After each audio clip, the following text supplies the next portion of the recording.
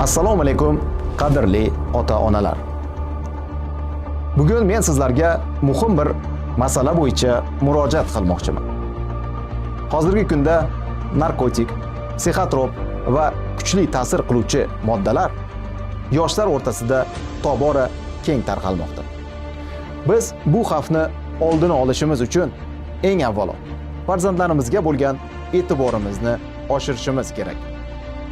Ayrimlarimiz ko'pincha ish bilan band bo'lib, farzandlarimizga kam vaqt ajratamiz. To'g'ri, oila uchun mehnat qilish muqaddas burch.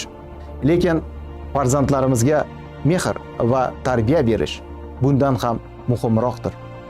Ular tarbiyani tashqaridan emas, aynan ota-onalaridan olish kerak. Bugungi kun texnologiyalari, mobil telefonlar, ijtimoiy tarmoqlar farzandlarimiz vaqtining asosiy qismini egallamoqda. Biz esa ko'pincha bu holatga befarqmiz.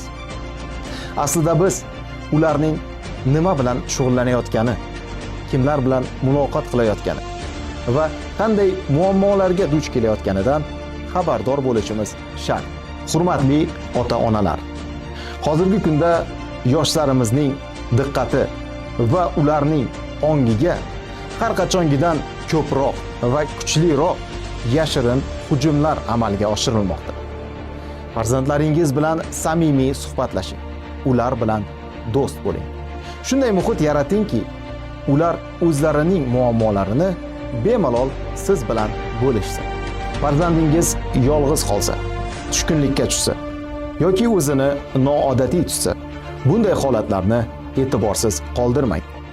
Esingizdan chiqarmang. Ularning kelajagi sizning qo'lingizda.